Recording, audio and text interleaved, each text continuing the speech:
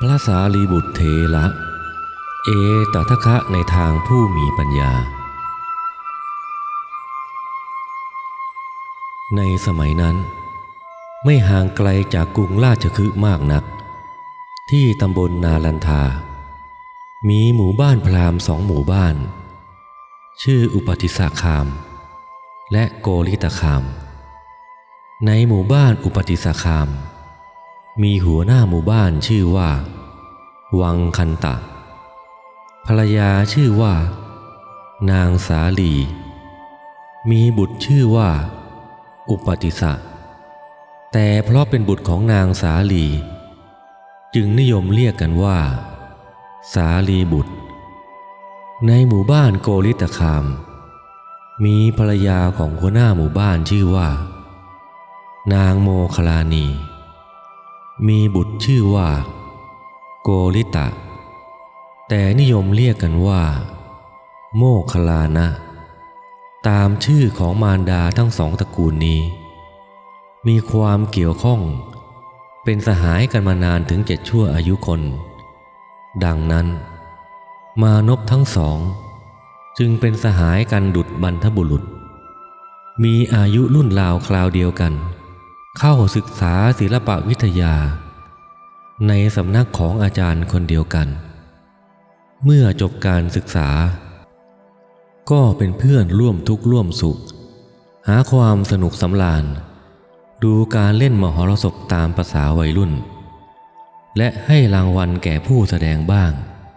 ตามโอกาสอันควรวันหนึ่งสหายทั้ง2พร้อมด้วยบริวารไปดูมหรสพด้วยกันเช่นเคยแต่ครั้งนี้มิได้มีความสนุกยินดีเบิกบานใจเหมือนครั้งก่อนๆเลยทั้ง2มีความคิดตรงกันว่าทั้งคนแสดงและทั้งคนดูต่างก็มีอายุไม่ถึง100 ปีก็จะตายกันหมดไม่เห็นมีประโยชน์อะไรเลยกับการหาความสุขความสำราญแบบนี้เราควรแสวงหาโมฆะธรรมจะประเสริฐกว่าทั้ง2เมื่อทราบความรู้สึกและความประสงค์ของกันและกันแล้วจึงตกลงกันนำบริวารฝ่ายละครึ่งรวมได้500 คนออกบวชและปรึกษากันว่าเราควรจะไปบวชในสำนักของใครและอาจารย์ไหนจึงจะดีสมัยนั้นสัญชัยปริภาชกเป็นอาจารย์เจ้าสำนักอยู่ในเมืองราชคฤห์มีคนเคารพนับถือและมีศิษย์มีบริวารมากมายมานพทั้ง2จึงพากันเข้าไปขอบวชฝากตัวเป็นศิษย์ศึกษาศิลปวิทยาในสำนักนี้สำนักของสัญชัยปริภาชกตั้งแต่มานพทั้ง2มาบวชก็เจริญรุ่งเรืองด้วยลาภสักการะและคนเคารพนับถือมากขึ้นมานพทั้ง2ศึกษาอยู่ในสำนักนี้ไม่นานก็สิ้นความรู้ของอาจารย์เมื่อถามถึงวิทยาการที่สูงขึ้นไปอีกอาจารย์ก็ไม่สามารถจะสอนให้ได้จึงปรึกษากันว่าการบวชอยู่ในสำนักนี้ไม่มีประโยชน์อะไรลัทธินี้มิใช่การเข้าถึงโมฆะธรรมเราควรพยายามแสวงหาอาจารย์ผู้สามารถแสดงโมฆะธรรมแก่เราได้ดังนั้นทั้ง2จึงทำสัญญาต่อกันว่าในระหว่างเราทั้ง2ถ้าผู้ใดได้อมตะธรรมก่อนผู้นั้นจงบอกแก่กันให้รู้ด้วยวันหนึ่งพระอัสสชิซึ่งเป็นหนึ่งในจำนวนพระปัญจวัคคีย์ที่พระพุทธองค์ทรงส่งไปประกาศพระศาสนาได้จาริกมาถึงกรุงราชคฤห์และเข้าไปบิณฑบาตในเมืองอุปติสสะปริภาชกออกจากอารามมาด้วยกิจธุระภายนอกเห็นท่านแสดงออกซึ่งปฏิปทาอันน่าเลื่อมใสจะก้าวไปหรือถอยกลับจะเหยียดแขน หรือพับแขนจะเหลียวซ้ายแลขวาดูหน้าเลื่อมใสเรียบร้อยไปทุกอิริยาบถท่อจักษุแต่พอประมาณมีอาการแปลกจากบรรพชิตที่เคยเห็นมาแต่การก่อนอยากจะทราบว่าท่านบวชในสำนักของใครใครเป็นศาสดาของท่านแต่ก็มิอาจถามท่านได้เพราะมิใช่เวลาอันสมควรจึงเดินตามไปห่างๆเมื่อพระเถระได้รับอาหารพอสมควรแล้วจึงออกไปสู่ที่แห่งหนึ่งเพื่อทำภัตกิจอุปติสสะปริภาชกจึงได้จัดปูลาดอาสนะถวายน้ำใช้น้ำฉันและคอยเฝ้าปฏิบัติอยู่เมื่อเสร็จภัตกิจแล้วจึงกราบเรียนถามด้วยความเคารพว่าข้าแต่ท่านผู้มีอายุอินทรีย์ของท่านผ่องใสยิ่งนักผิวพรรณของท่านก็ดูหมดจดผ่องใสท่านบวชในสำนักของใครใครเป็นศาสดาของท่านและท่านชอบธรรมของใครพระเถระจึงตอบว่าปริภาชกผู้มีอายุเราบวชเฉพาะพระมหาสมณะสากยบุตรผู้เสด็จออกจากสากยสกุลพระองค์เป็นศาสดาของเราชอบใจธรรมของท่านพระศาสดาของท่านสอนว่าอย่างไรพระเถระคิดว่าธรรมดาปริภาชกทั้งหลายย่อมเป็นปฏิปักษ์ต่อพระศาสนาควรที่เราจะแสดงความลึกซึ้งซึ่งคัมภีรภาพแห่งพระธรรมจึงกล่าวว่าผู้มีอายุเราเป็นผู้บวชใหม่มาสู่พระธรรมวินัยนี้ไม่นานไม่สามารถจะแสดงธรรมแก่ท่านได้โดยพิสดารเราจะกล่าวแก่ท่านแต่โดยย่อพอรู้ความท่านสมณะท่านจงกล่าวแต่เนื้อความเถิดข้าพเจ้าต้องการเฉพาะเนื้อความนั้นพระอัสสชิเถระได้ฟังคำของอุปติสสะปริภาชกแล้วจึงกล่าวหัวข้อธรรมมีใจความว่าเยธัมมาเหตุปัทวาเตสังเหตุตถาคโตเตสัญจะโยนิโรโทจะเอวังวาทีมหาสัมมโนธรรมเหล่าใดมีเหตุเป็นแดนเกิดธรรมเหล่าใดเกิดแต่เหตุ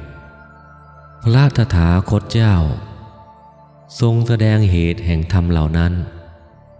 และความดับแห่งธรรมเหล่านั้นพระมหาสมณะตรัสอย่างนี้อุปติสสะเพียงได้ฟังหัวข้อธรรมนี้จากพระเถระเท่านั้นก็สำเร็จเป็นพระโสดาบันเกิดธรรมจักษุคือดวงตาเห็นธรรมว่าสิ่งใดสิ่งหนึ่งมีความเกิดขึ้นเป็นธรรมดาสิ่งนั้นทั้งหมดมีความดับเป็นธรรมดาดังนี้แล้วถามว่าข้าแต่ท่านผู้เจริญเวลานี้พระบรมศาสดาของเราประทับอยู่ที่ไหนขอรับผู้มีอายุพระองค์ประทับอยู่ที่เวฬุวันมหาวิหารถ้าอย่างนั้นนิมนต์พระคุณเจ้าไปก่อนเถิดข้าพเจ้าจะกลับไปหาสหายก่อนและจะพากันไปเฝ้าพระบรมศาสดาต่อภายหลังอุปติสสะกราบลาพระเถระแล้วทำประทักษิณ3 รอบแล้วรีบกลับไปสู่สำนักปริภาชกส่วนโกริตะผู้เป็นสหายเห็นอุปติสสะเดินมาแต่ไกลด้วยใบหน้ายิ้มแย้มแจ่มใสผิวพรรณมีสง่าราศีกว่าวันอื่นๆจึงคิดว่า วันนี้สหายของเราคงได้พบอมตะธรรมเป็นแน่เมื่อสหายเข้ามาถึงจึงรีบสอบถามก็ได้ความตามที่คิดนั้นและเมื่ออุปติสสะแสดงหัวข้อธรรมให้ฟังก็ได้ดวงตาเห็นธรรมบรรลุเป็นพระโสดาบันเช่นเดียวกันสองสหายตกลงที่จะพาบริวารไปเฝ้าพระบรมศาสดาจึงเข้าไปหาพระอาจารย์สัญชัยปริภาชกชักชวนให้ร่วมเดินทางไปเข้าเฝ้าพระผู้มีพระภาคเจ้าด้วยกันแต่อาจารย์สัญชัยปริภาชกผู้มีทิฏฐิแรงกล้าถือตนว่าเป็นเจ้าสำนักใหญ่มีคนเคารพนับถือมากมายไม่สามารถที่จะลดตัวลงไปเป็นศิษย์ใครจึงไม่ยอมไปด้วยปล่อยให้สองสหายพาศิษย์ของตนไปเฝ้าพระบรมศาสดาแต่พอเห็นศิษย์ในสำนักออกไปคราวเดียวกันมากมายขนาดนั้นเห็นสำนักเกือบจะว่างเปล่าเหลือศิษย์อยู่เพียงไม่กี่คนจึงเกิดความเสียใจอย่างแรงและถึงแก่มรณกรรมในเวลาต่อมาอุปติสสะและโกริตะพร้อมด้วยบริวารพากันไปเฝ้าพระผู้มีพระภาคเจ้าณพระเวฬุวันมหาวิหารขณะนั้นพระผู้มีพระภาคเจ้าทรงแสดงธรรมอยู่ท่ามกลางบริษัทสี่ได้ทอดพระเนตรเห็นสองสหายพร้อมด้วยบริวารเดินมาแต่ไกลจึงตรัสแก่ภิกษุทั้งหลายว่าดูก่อนภิกษุทั้งหลายปริภาชกสองสหายที่กำลังเดินมานั่นคือคู่อัครสาวกของตถาคตเมื่อปริภาชกทั้งสองพร้อมด้วยบริวารมาถึงที่ประทับกราบถวายบังคมแล้วนั่งในที่อันสมควรได้สดับพระธรรมเทศนาจบลงแล้วบรรดาบริวารทั้งหมดได้บรรลุอรหัตผลเว้นอุปติสสะและโกริตะผู้เป็นหัวหน้าต่อจากนั้นพระพุทธองค์ประทานการอุปสมบทแก่พวกเธอทั้งหมดด้วยวิธีเอหิภิกขุอุปสัมปทาและทรงบัญญัตินามให้ท่านอุปติสสะว่าพระสารีบุตรและให้ท่านโกริตะว่าพระโมคคัลลานะตามมงคลนามของมารดาพระสารีบุตรหลังจากอุปสมบทแล้วได้15 วันได้ติดตามพระพุทธองค์ซึ่งเสด็จไปประทับที่ภูเขาคิชกูฏใกล้กรุงราชคฤห์วันหนึ่งขณะที่พระผู้มีพระภาคเจ้าประทับอยู่ที่ถ้ำสุกลขาตาที่ภูเขาคิชกูฏนั้นปริภาชกผู้หนึ่งนามว่าทีฆนขะซึ่งเป็นอัสสคีเวสนโคตและเป็นหลานชายของพระสารีบุตรเที่ยวติดตามหาลุงจนพบได้เข้ากราบทูลถามถึงทิฏฐิคือความเห็นของตนต่อพระผู้มีพระภาคเจ้าว่าข้าแต่พระองค์ผู้เจริญสิ่งทั้งปวงไม่ควรแก่ข้าพระองค์ข้าพระองค์ไม่ชอบใจหมดทุกสิ่งดูก่อนปริภาชกถ้าอย่างนั้นทิฏฐิคือความเห็นเช่นนั้นก็ต้องไม่สมควรแก่ปริภาชกด้วยและปริภาชกก็ต้องไม่ชอบทิฏฐินั้นด้วยเหมือนกันลำดับนั้นพระพุทธองค์ทรงแสดงธรรมเทศนาชื่อว่าเวทนาปริฆหสูตรทรงแสดงถึงเวทนา3คือในเวลาใดเมื่อบุคคลเสวยสุขเวทนาเวลานั้นย่อมไม่ได้เสวยทุกขเวทนาหรืออทุกขมสุขเวทนาในเวลาใดเมื่อบุคคลเสวยทุกขเวทนาในเวลานั้นย่อมไม่ได้เสวยสุขเวทนาหรืออทุกขมสุขเวทนา ในเวลาใด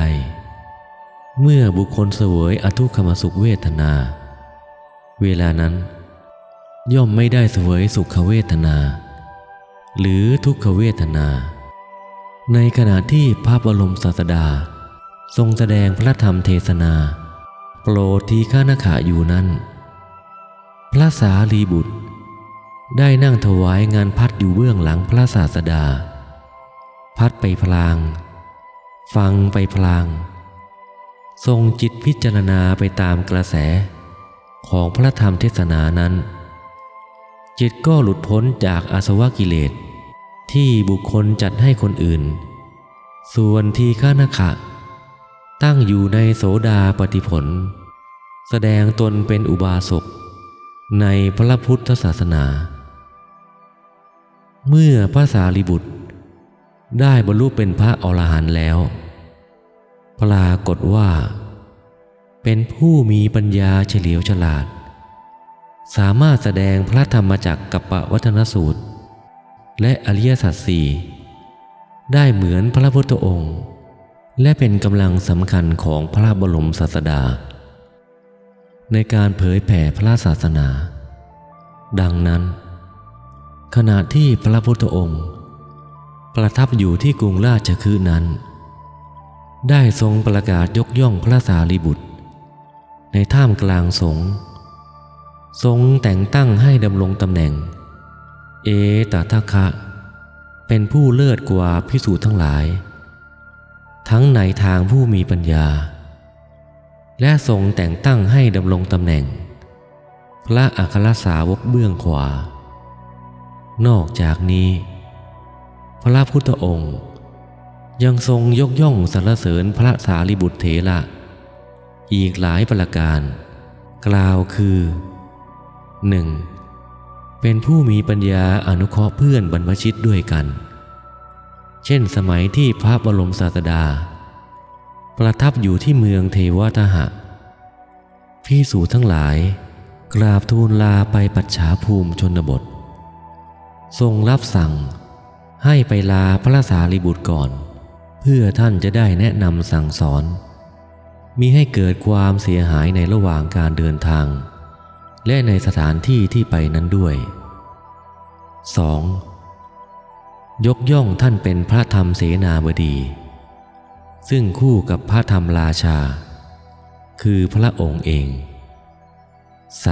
3. ยกย่องท่านเป็นผู้มีความกตัญญูกตเวทีเป็นเลิศเช่นท่านนับถือพระอัสสชิเป็นอาจารย์เพราะท่านเข้ามาสู่พระพุทธศาสนาด้วยการฟังธรรมจากพระอัสสชิทุกคืนก่อนที่ท่านจะนอนท่านได้ทราบข่าวว่าพระอัสสชิอยู่ทางทิศใดท่านจะนมัสการไปทางทิศนั้นก่อนแล้วจึงนอนหันศีรษะไปทางทิศนั้นอีกเรื่องหนึ่งคือพราหมณ์ชราชื่อว่าลาทะมีศรัทธาจะอุปสมบทแต่ไม่มีภิกษุรูปใดรับเป็นพระอุปชฌาย์บวชให้พระพุทธองค์ตรัสถามในที่ประชุมสงฆ์ว่าผู้ใดระลึกนึกถึงอุปการะคุณของพราหมณ์ผู้นี้ได้บ้างพระสารีบุตรกราบทูลว่า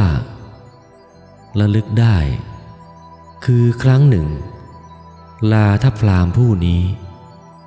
ได้เคยใส่บาตรด้วยข้าวสุกแก่ท่านหนึ่งทัพพีพระพุทธองค์จึงทรงมอบให้ท่านพระสารีบุตรเป็นพระอุปชฌาย์อุปสมบทให้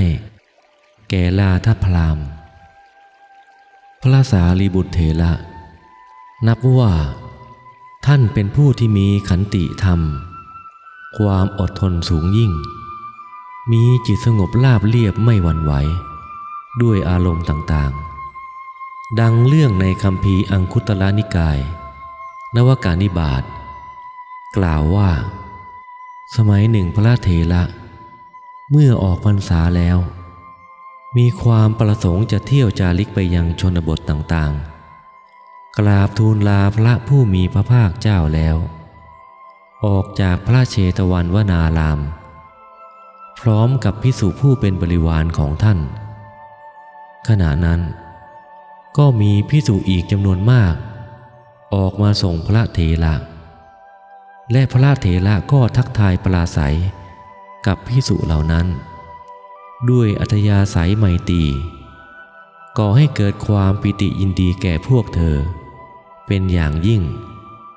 แต่มีภิกษุรูปหนึ่งซึ่งพระเถระไม่ทันได้สังเกตจึงไม่ได้ทักทายด้วยก็เกิดความน้อยใจและโกรธพระเถระบังเอิญใช้ผ้าสังคติของพระเถระไล่กระทบภิกษุรูปนั้นเข้าโดยที่พระเถระไม่ทราบภิกษุรูปนั้นจึงถือเอาเหตุนี้เข้าไปกราบทูลฟ้องต่อพระบรมศาสดาว่าข้าแต่พระองค์ผู้เจริญพระสารีบุตรเถระเดินกระทบข้าพระองค์แล้วไม่กล่าวขอโทษเพราะด้วยสำคัญว่าตนเป็นอัครสาวกของพระพุทธองค์พระพุทธเจ้าข้าพระพุทธองค์แม้จะทรงทราบดีเป็นอย่างยิ่งแต่เพื่อให้เรื่องนี้ปรากฏแก่ที่ประชุมสงฆ์จึงรับสั่งให้พระเถระเข้าเฝ้าแล้วตรัสถามเรื่องราวโดยตลอดพระเถระมิได้กราบทูลปฏิเสธโดยตรงในที่ประชุมสงฆ์นั้นแต่ได้อุปมาเปรียบเทียบตนเองเหมือนสิ่งของ9 อย่างเหมือนดินน้ำลมไฟซึ่งถูกของสะอาดบ้างไม่สะอาดบ้างทิ้งใส่แต่ก็ไม่รังเกียจไม่เบื่อหน่ายไม่หวั่นไหวเหมือนเด็กจันทานที่มีความสงบเสงี่ยมเจียมตัวอยู่เวลาเข้าไปยังสถานที่ต่างๆเหมือนโคที่ถูกตัดเขาแล้วฝึกหัดมาดีแล้วย่อมไม่ทำร้ายใครๆเหมือนผ้าคีริ้วสำหรับเช็ดฝุ่นละอองของสะอาดบ้างไม่สะอาดบ้างเบื่อหน่ายอึดอัดกายของตนเหมือนซากงูลอกคราบบริหารกายของตนเหมือนคนแบกหม้อน้ำมันที่รั่วทะลุจึงมีน้ำมันไหลออกอยู่เมื่อพระเถระกราบทูลอุปมาตนเองเหมือนเด็กจันทานเหมือนผ้าคีริ้วเป็นต้นภิกษุผู้เป็นปุถุชน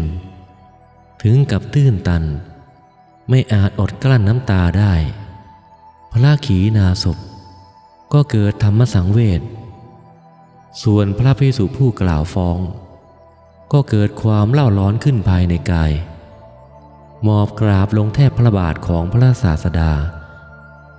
แล้วกล่าวขอขมาโทษต่อพระเถระสมัยหนึ่งพระบรมศาสดาประทับอยู่ที่เวฬุวันมหาวิหารกรุงราชคฤห์ส่วนพระธรรมเสนาบดีพระสารีบุตรและพระโมคคัลลานะเถระอัครสาวกทั้งสอง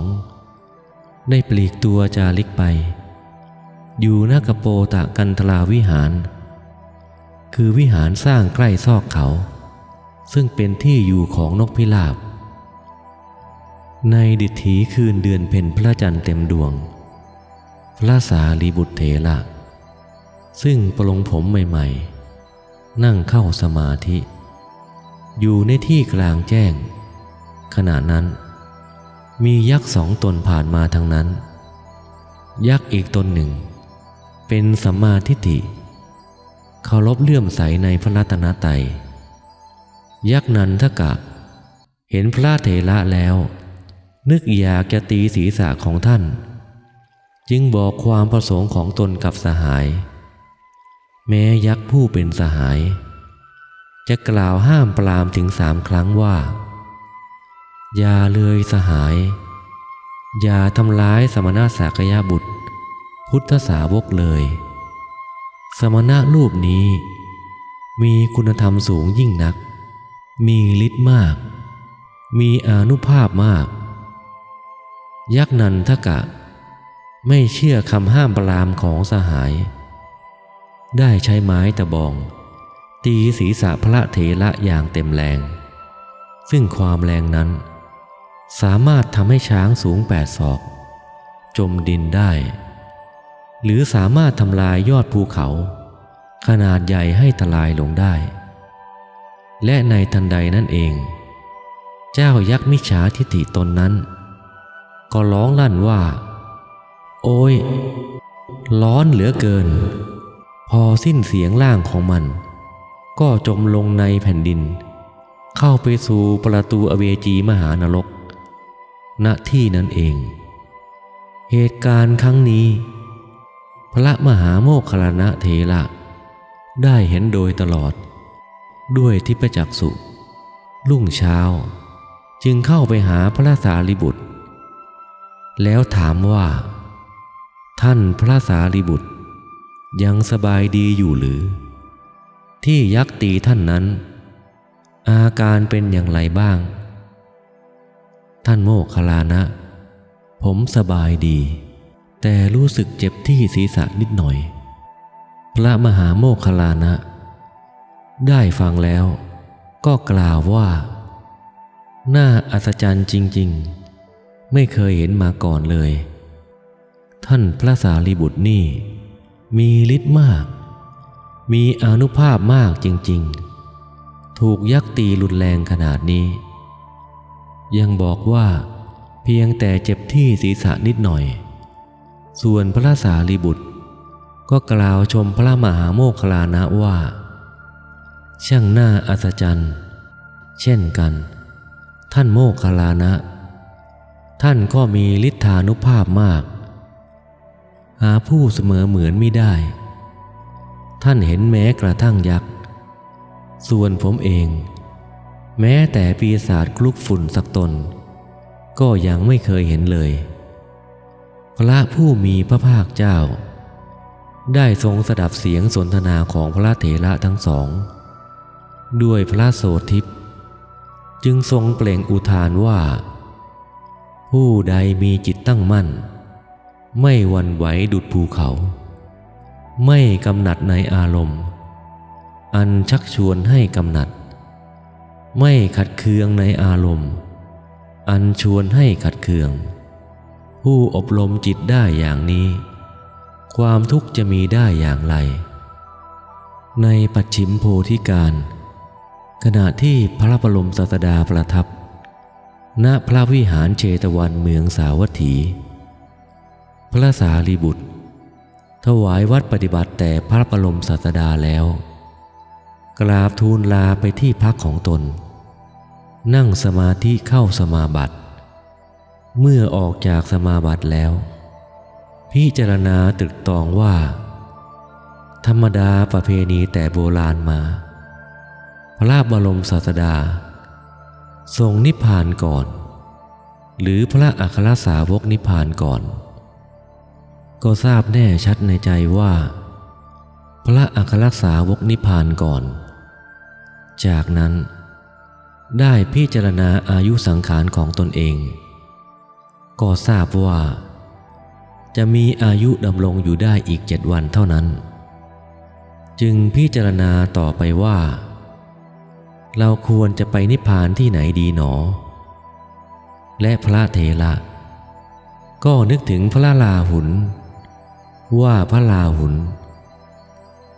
ไปนิพพานที่บรรดุกัมพลศิลาอาสน์ที่ดาวดึงส์เทวโลกพระอัญญาโกฏัญญะไปนิพพานที่สะฉัตรทันป่าหิมพานต์ลำดับนั้นพระเถระได้ปรารภถึงมารดาของตนว่ามารดาของเรานี้ได้เป็นมารดาของพระอรหันต์ถึง7 องค์ถึงกระนั้นก็ยังไม่เลื่อมใสในพระรัตนตรัยแล้วอุปนิสัยมรรคผลจะพึงมีแก่มารดาของเราบ้างหรือไม่หนอครั้นพระเถระพิจารณาไปก็ทราบได้ว่ามารดานั้นมีอุปนิสัยแห่งพระโสดาบันจึงตกลงใจที่จะไปนิพพานที่บ้านของตนเพื่อโปรดมารดาเป็นวาระสุดท้ายเมื่อคิดดังนั้นแล้ว พระเถระได้สั่งให้พระจุนทะผู้เป็นน้องชายให้ไปแจ้งแก่ภิกษุทั้งหลายผู้เป็นศิษย์ว่าจะไปเยี่ยมมารดาที่นาลันทาขอให้ภิกษุทั้งหลายเตรียมบริขารให้พร้อมเพื่อเดินทางไปด้วยกัน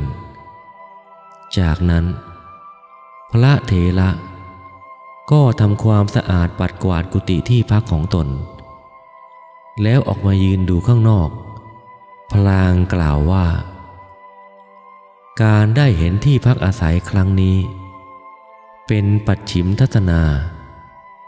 โอกาสที่จะได้กลับมาเห็นเช่นนั้นไม่มีอีกแล้วเมื่อพระสงฆ์มาพร้อมกันแล้วพระธรรมเสนาบดีสารีบุตรก็พาพระสงฆ์เหล่านั้นไปเฝ้าพระบรมศาสดาแล้วกราบทูลลาว่าข้าแต่พระผู้มีพระภาคเจ้าบัดนี้ชีวิตของข้าพระองค์เหลืออีก7 วันเท่านั้นข้าพระองค์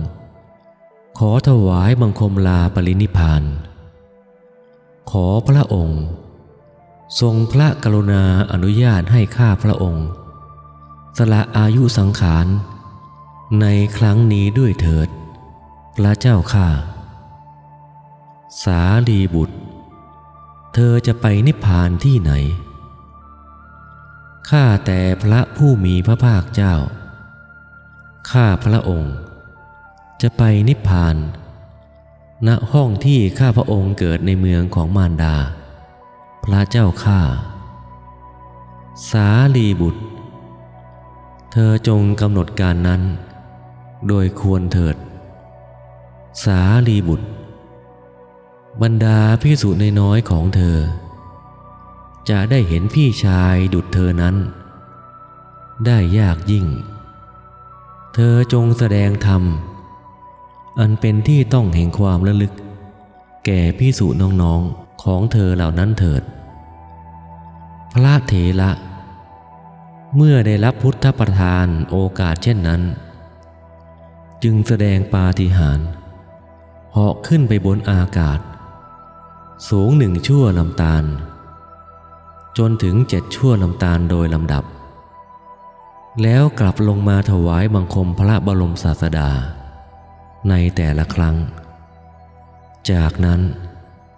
จึงแสดงธรรมแก่ภิกษุทั้งหลายณท่ามกลางอากาศแล้วลงมาถวายบังคมลาพระผู้มีพระภาคเจ้าคลานถอยออกจากพระคันธกุฎีขณะนั้นพระผู้มีพระภาคเจ้าทรงพระมหากรุณาธิคุณเสด็จลุกออกมาส่งพระเถระถึงหน้าพระคันธกุฎีพระธรรมเสนาบดีสารีบุตรกระทำประทักษิณเวียน3 รอบประคองอัญชลีนมัสการทั้ง4 ทิศพลางกราบทูลว่าข้าแต่พระผู้มีพระภาคเจ้าในที่สุดอสงไขยแสนกับล่วงมาแล้วข้าพระองค์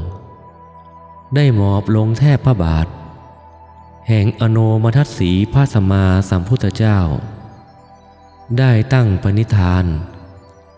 ปรารถนาพบพระองค์แล้วและแล้วมโนรสของข้าพระพุทธเจ้าก็สำเร็จสมประสงค์ตั้งแต่ได้เห็นพระองค์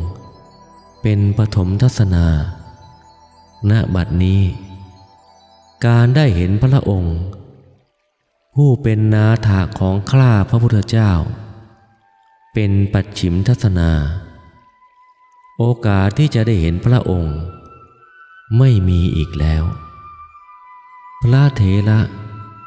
กราบทูลเพียงเท่านี้แล้วถวายบังคมออกไปได้ระยะพอสมควรก้มกราบนมัสการลงที่พื้นพระสุธาบ่ายหน้าออกจากพระเชตวันมหาวิหาร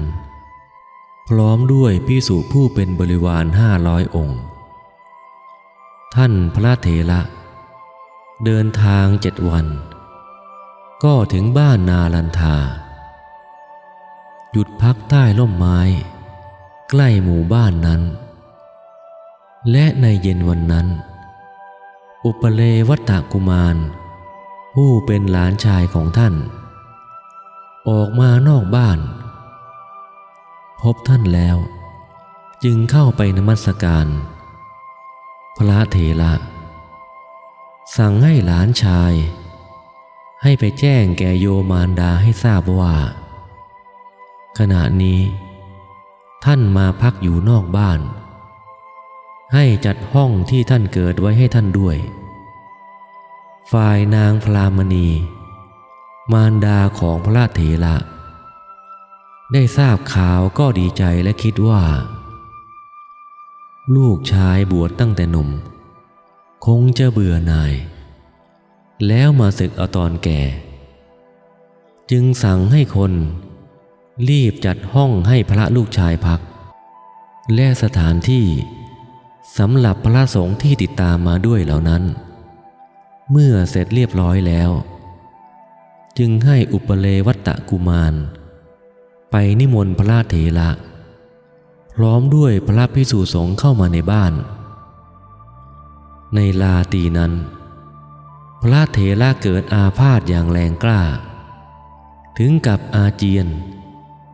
และถ่ายออกมาเป็นโลหิตแต่ก็อดกลั้นด้วยขันติธรรมได้แสดงธรรมโปรดมารดาพรรณนาพระพุทธคุณพระธรรมคุณและพระสังฆคุณยังมารดาให้ดำรงอยู่ในโสดาปัตติผลเป็นพระอริยบุคคลในพระพุทธศาสนาได้ชื่อว่ากระทำปฏิการสนองคุณมารดาดังที่ตั้งใจมาปิดประตูอบายภูมิเปิดประตูสวรรค์ให้แก่มารดาได้สำเร็จลำดับนั้น